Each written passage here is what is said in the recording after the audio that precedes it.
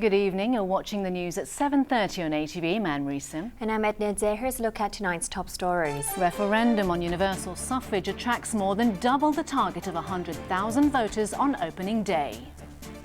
Tension outside and inside LegCo as lawmakers prepare to vote on funding request for new town development plan. Green groups ridicule airport authorities' assessment that endangered dolphins will return to habitat after third runway is built.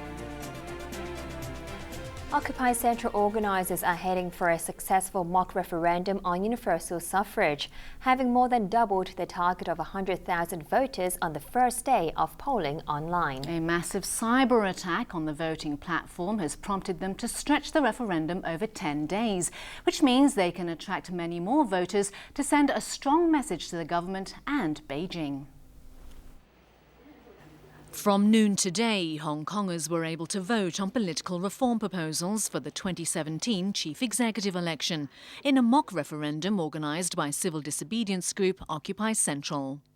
3 hours after polling began online, the number of voters had already exceeded the minimum target of 100,000. The core leaders of the civil disobedience movement had said they would consider their campaign a failure if they could not reach that number.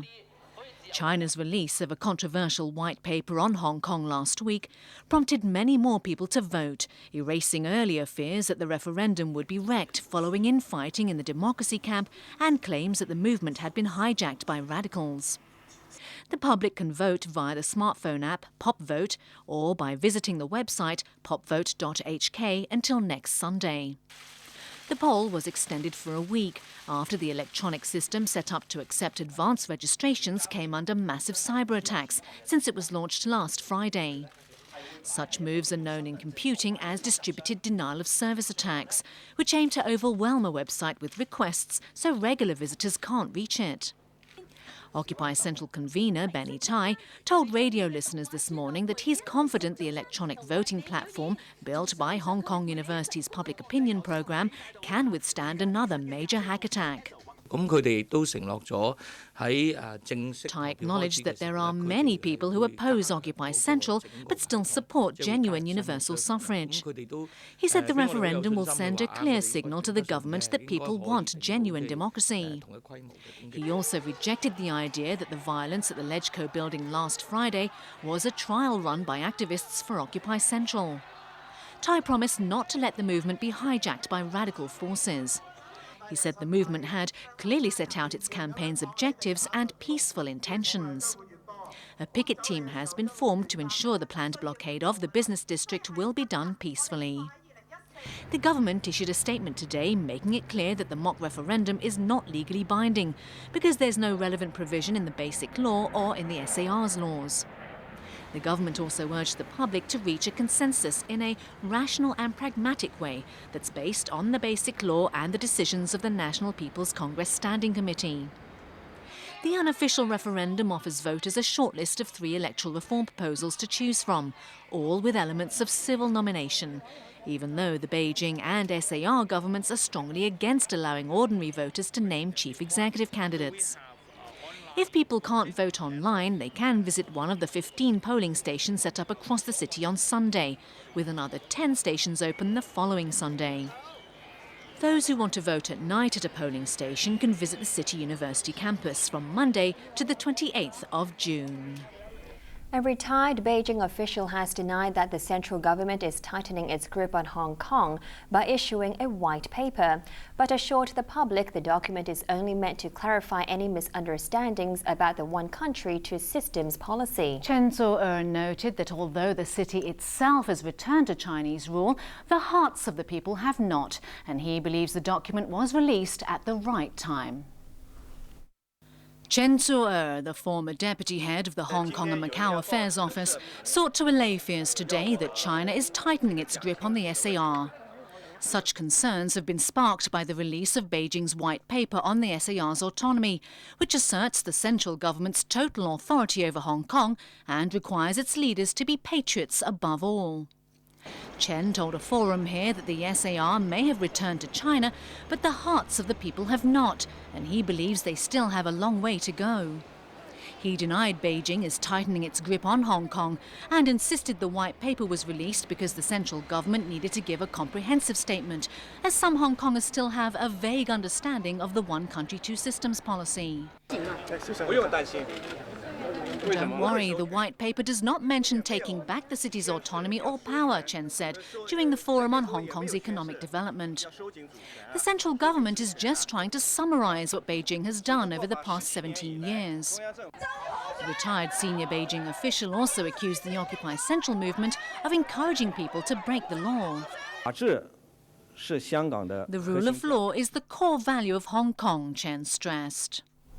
A LegCo Finance Committee meeting to discuss initial funding for the government's Northeastern New Territories development plan was adjourned this evening as large crowds of protesters gathered at Tamar. The protesters complained about being kept away from the building as a full lockdown was enforced to avoid a repeat of last Friday's violence.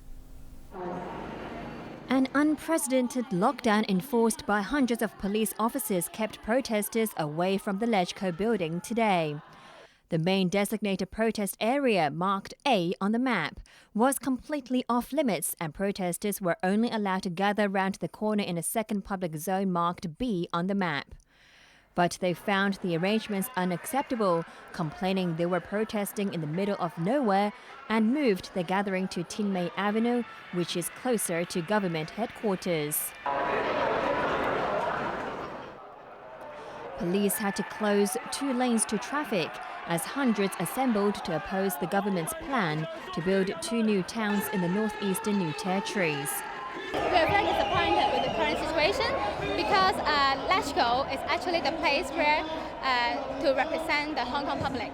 But now you can see all the arrangement. They are fencing up the LegCo and only allow you to demonstrate in a faraway place. Villagers who stand to lose their homes to make way for the development project said they did not want to see a repeat of last week's violence when an angry mob tried to storm the building and clashed with police. We had stated very clearly that we wish today's protest, our bottom line is nobody's getting hurt and the LegCo building will not be affected. And we also promised and announced that we will not have any strong action today. With LegCo's Finance Committee planning to finish voting tonight on the government's request for $340 million to get the mega project started, the protesters waited in suspense. We'll stay till the end of the meeting, and we can't imagine what it will be if they pass the motions today. Even lawmakers' assistants were included in the ban on public access to LegCo today, and some of them were upset. The LegCo president, Mr. Zhang, he make a decision that we cannot enter and exit the LegCo building after 2:30. So we think this arrangement is hardly damage our work to assist LegCo Legislative Council members. Inside the building, the atmosphere was just as charged as pan-democratic lawmakers jointly tried to move a motion calling for the session to be adjourned. Committee Chairman Leung refused at first, then suddenly adjourned the meeting earlier this evening. Earlier today, Police Commissioner Andy Zhang warned that his officers would not tolerate violence at LegCo. He also responded to allegations of police brutality last Friday, claiming there was no proof that some protesters were beaten and abused after being arrested. Zhang noted that the protesters had not filed an official complaint yet and urged them to come forward if they were telling the truth. For his part, Chief Executive Leung Chun-ying posted a speech online today titled All for One, One for All, and calling for mutual consensus on the new town project. Leung insisted on the need for new towns, citing the examples of Sha Tin, Tu Mun and Tseung Kwan O, which house 1.5 million residents. He suggested that some of the same people who oppose the latest development plans are enjoying the housing benefits provided by the existing new towns. Ocean Park Chairman Alan Zeman is stepping down next month after spending 11 years building the theme park into a highly successful tourist attraction. His deputy Leung will take over, but Zeman, who backed the losing candidate in the chief executive race, is hoping to remain in an advisory role. ATV's Arthur Akiola reports. The government announced today that Ocean Park Chairman Alan Zeman will step down at the end of the month after 11 years at the helm of the city's most popular tourist landmark. Zeman, known for his formidable business skills, as well as for dressing the part whenever the park rolls out new attractions, will be succeeded by his deputy Leung, seen here on the right. Kung, a member of the Shanghai branch of China's top political advisory body, is expected to have a different style. He's been a board member of Ocean Park since 2003 and is deputy chairman since 2009, but he has some big shoes to fill. Since becoming chairman in 2003, Zeman has managed to raise visitor numbers and generate record profits, far from letting Ocean Park be overshadowed by Disneyland since it opened in Hong Kong in September 2005. Commerce Minister Greg So thanked Zeman today for his contributions to the park and the city's tourism industry as a whole. In any organization, leadership succession is very easy, very important, and it is important to for the continued operation of any organization that rely on its management as well as its board to carry the ongoing projects. And I have every confidence that the new board of the Ocean Park will be able to carry on all its existing work. The outgoing chairman has indicated that he would like to stay on as an advisor, but this will be up to the new board of directors to decide. The 65-year-old is leaving the post under new government guidelines, stipulating that officials in statutory bodies cannot serve more than 6 years. He was a core supporter of former Chief Secretary Henry Tang in the election for Chief Executive in 2012. After Leung Chen-ying beat Tang, there was speculation that Zeman's days were numbered for backing the wrong horse. But the new chief executive renewed Zeman's term for 2 years in 2012, citing his outstanding performance. In the fiscal year ending in June last year, Ocean Park saw a record 7.7 million visitors, up 9% from the previous year, and reported a surplus of $127.2 million. Last year also saw the completion of a major $5.5 billion redevelopment. The management reshuffle comes as Ocean Park prepares to open a new water world in 2017. The $2.3 billion project is expected to attract 10,500 visitors a day when it opens its doors in the summer of 2017. Arthur Akiola, ATV News.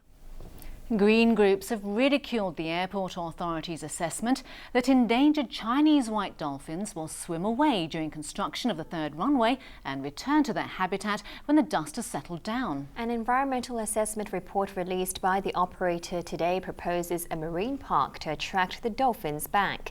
ATV's Winner Wang reports. As one of the world's busiest airports, Cheklapkok will soon reach its maximum handling capacity. Plans for a third runway surfaced in 2008, with the aviation sector claiming it's vital to sustain operations at the airport. But environmentalists argue that an additional runway will increase pollution and threaten the endangered Chinese white dolphins. In a bid to ease such concerns, the airport authority today released a report assessing potential environmental damage from the third runway project. The environmental impact assessment covers 12 aspects, including noise pollution, ecology, and land contamination, and proposes measures to tackle the problems. The paper suggests adjusting night flight paths to avoid populated areas so fewer people are affected by noise. But the spotlight at a news conference today was on the plight of the Chinese white dolphins that swim and feed near waters where authorities plan to reclaim land for the third runway. We do expect that there would probably be some decrease in numbers of dolphins in the area during the construction phase. But the plan is, and the hope is, that the very large marine park that's being designated and being proposed here would provide an attractive habitat for the dolphins to move back to once the construction was completed. The marine park is expected to cover 2,400 hectares, and the report says building an extra runway is environmentally acceptable. The ball is now in the government's court. They will study an environmental impact assessment report and make a decision in October. But green groups who are worried about the fate of the dolphins vow they will not give up on the fight against the project, which they claim is a white elephant. Environmental activists turned up to protest against the third runway plan today. They ridiculed the airport authority's idea of dolphins swimming away during construction and returning to their habitat when the dust has settled down. Actually, the size of marine parks is very, very small, much smaller than we expect. That means if the third runway will be built, our Chinese white dolphin, the signature of Hong Kong, will decrease significantly. Those who oppose the project have until 19th of July to provide their feedback. The airport authority is insisting the expansion is necessary to maintain the city's competitiveness. The bill for a third runway could reach $130 billion, but supporters say Hong Kong could reap economic benefits worth at least $900 billion over 50 years. Winna Wong, ATV News. Still to come on ATV's main news tonight. Barack Obama to send 300 military advisors as Iraqi families mourn victims of militant offensive. Luis Suarez scores as England teeter on brink of World Cup exit. When it comes to weather, you know it's accuracy that matters. Weather report, tonight at 7:55. This Saturday, get extra amusement from our fabulous Korean Hour and wait until you come to the final destination, where you will be welcomed by endless tears and heartwarming laughter. Korea Agro Fisheries and Food Trade Corporation Special. Korean Hour, you are my destiny. Saturday afternoon at 5:30. 6 days, non-stop fun. Follow us on a fascinating tour to Guangdong. It's lifetime happiness to travel around amazing sights. 144 hours journey, visa-free to Guangdong. Saturday night at 8. Karaoke craze spreads over Japan. And when Japanese people drink, at some point they end up at a karaoke joint. Indulging in Japanese traditional horse riding. Prepare to be overwhelmed by the world of Japanese culture. Begin Japanology, tomorrow night at 8:30. The selection of the chief executive by universal suffrage in 2017 will be a milestone in Hong Kong's constitutional development. According to Article 45 of the Basic Law, a broadly representative nominating committee will nominate candidates. Then all voters will elect the chief executive through one person, one vote. Finally, there is appointment by the Central People's Government. Following these steps, we can all elect our chief executive in 2017. They can drive you nuts. From the most powerful roaring on Earth to the sexiest bodies you'll ever see. They're surely every man's dream. Drive it every Monday night at 8. Want to promote your latest products on television? ATV's 2014 Ad Easy package is the right choice for you. Our promotion reaches as far as the Pearl River Delta region and southern China. And our price starts at just $68,000. Call 2992-8890 or our mainland hotline now.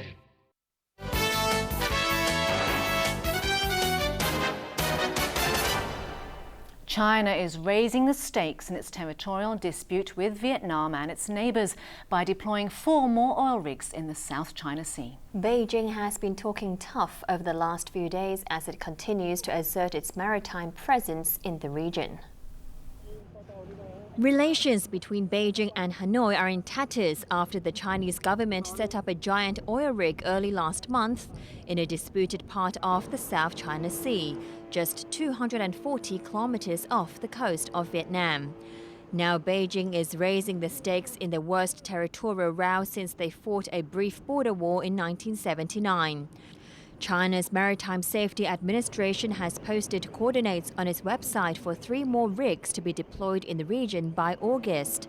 2 between southern China and the Paradise Islands occupied by Taiwan, and 1 close to the Chinese coast. That's in addition to the 4th rig it announced earlier this week, would be positioned just outside Vietnam's exclusive economic zone by today. The move is bound to inflame tensions between China and its neighbors, just 2 days after a tough-talking state councillor Yang Jiechi met Vietnam's leaders in Hanoi.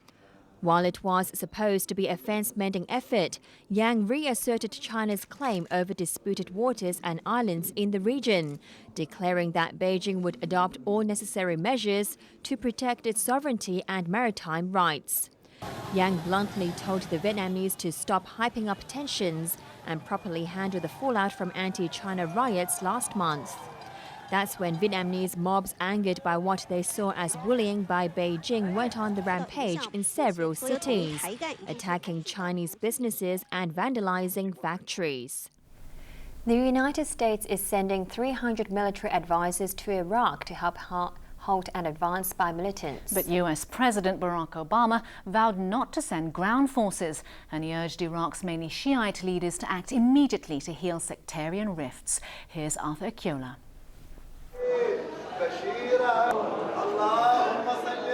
This is now a common scene in northern Iraq. Families mourn those killed by Sunni militants belonging to ISIS, the Islamic State of Iraq and Syria. ISIS fighters have seized key towns, some close to Baghdad, prompting Iraq's Shiite-led government to appeal to the U.S. for help. President Barack Obama responded by promising to send 300 military advisors to set up command centers with the Iraqi army in a bid to halt the rebel advance.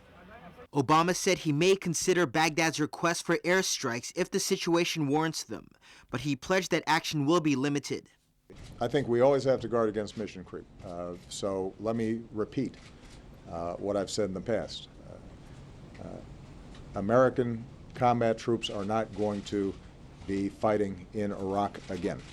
U.S. forces withdrew 3 years ago after invading Iraq in 2003 and deposing President Saddam Hussein. The strongman's ouster led to the disintegration of the oil-rich state along sectarian lines. Sunnis and Kurds were angered by Prime Minister Nouri al-Maliki's pro-Shiite policies, which were blamed for frequent bomb attacks in Iraq. Washington now appears to have lost confidence in the Baghdad government and is demanding national unity in the strategic Mideast nation. We've consulted with Prime Minister Maliki, and we've said that to him privately. We've said it publicly, that whether he is Prime Minister or any other leader aspires to lead the country, that it has to be an agenda in which Sunni, Shia, and Kurd all feel that they have the opportunity to advance their interests through the political process. As Iraq's Air Force continued bombing ISIS targets, hundreds of thousands of civilians have been dashing to safety. Their plight has sparked fears of a looming humanitarian crisis. Another concern in the incipient civil war is the fate of foreign oil workers. These workers from Nepal and Turkey were lucky. They were freed 4 days after ISIS kidnapped them near Kirkuk. Many countries, including China, the biggest investor in Iraq's oil sector, have been evacuating their nationals as the fighting threatens to escalate. Arthur Akiola, ATV News. Time now for sports with Bo Leung. And dangerous times for our team England at the World Cup. What's going on? Indeed, they could be going home soon. England have yet to notch a point in the World Cup in Brazil, losing both group matches played so far. Their second loss was to Uruguay, and the man who inflicted the damage was Luis Suarez, who plies his trade with Liverpool. Their faces said it all. I'm still going to follow England, but I'm so gutted. Uruguay! Uruguay! Uruguay! Uruguay! England's World Cup dreams are hanging by a thread after Uruguay snatched victory thanks to tormentor-in-chief Luis Suarez. England had several chances early on. A Wayne Rooney free kick was just centimetres wide. The Manchester United player had another opportunity later, but his powerful close-range header bounced off the bar. The deadlock was finally broken by the top scorer in England last season, but unfortunately for English fans, it was Uruguay's Luis Suarez who netted. Just 4 weeks after undergoing knee surgery, the Liverpool striker headed in 6 minutes before half-time. Suarez remained a thorn in England's side throughout the match. Edinson Cavani then fluffed a chance to put the game beyond England's reach. England were relieved by the glaring miss, and their spirits were revived 15 minutes from time when Rooney tapped in the equaliser for his first ever World Cup goal. But the euphoria was short-lived. England captain Steven Gerrard accidentally headed the ball into the path of Liverpool teammate Suarez, who sliced through the defence like butter before powering home Uruguay's winner. England are now bottom of Group D without a single point and have only a slim chance of reaching the last 16. Group leaders Costa Rica and Italy clash tonight, and England may advance if they beat the Central Americans and the remaining group matches go their way. But manager Roy Hodgson insists he will not resign despite England's dismal run. Colombia are through to the knockout stage after beating Ivory Coast, their second victory in as many games in Group C. Both sides went all out to find the net from the first whistle. Ivorian Wilfred Bony attempted an unorthodox kick. Fans had to wait for the second half for goals, and the first came from Colombia. James Rodriguez headed home a corner for his second of the tournament.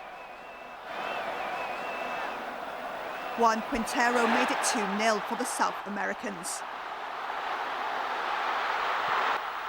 Ivory Coast responded minutes later when Gervinho weaved past 3 defenders to smash the ball into the net. But it wasn't enough, and Colombia held on to win 2-1 and reached the knockout phase for the first time in 24 years. Japan and Greece played out a drab goalless draw. Greece were reduced to 10 men after captain Kostas Katsouranis was sent off for 2 bookable offences before the break. Japan failed to capitalise on having an extra man, and Greece held on for a draw. It was sheer agony for fans in Japan who woke up earlier than usual to watch the game, which was played around dawn Japanese time. Even the chief cabinet secretary had his say. I thought we would win 1-0, admitted Yoshihide Suga, but it doesn't go according to plan, does it? Japan now have an uphill battle to progress as their last group match is against leaders Colombia. A look at the weather before we go. Today was mainly cloudy with scattered showers and a few thunderstorms. Temperatures range from 26.2 to 30.5 degrees, while the relative humidity was between 78 and 96%. Winds were moderate to fresh, south to southwesterly.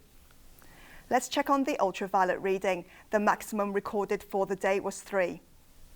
Tomorrow's UV index will be about 5. Now for a look at the weather in the region. A southwest monsoon is affecting the coast of Guangdong. Meanwhile, a trough of low pressure is affecting the northern part of southern China. And now the satellite images. Cloud bands are covering southern China. Here's what we can expect over the next few days. Cloudy with showers and squally thunderstorms tomorrow. Temperatures will range from 26 to 30 degrees. More of the same conditions in the following couple of days. Here are the latest pollution readings under the Air Quality Health Index. General stations are at 2 to 4, meaning the health risk is low to moderate. Roadside levels are at 3 to 4, and the health risk is low to moderate. Finally, here's the weather around the world.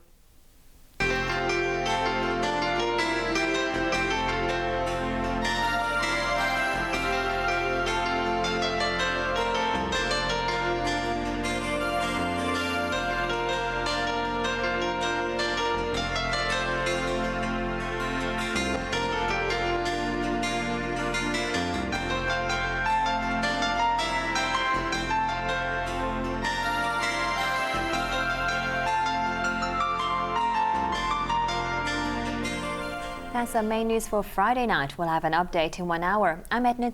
I'm Leung. And I'm Anne-Marie Sim. Thanks for watching ATV and have a great weekend. Good night. Good night.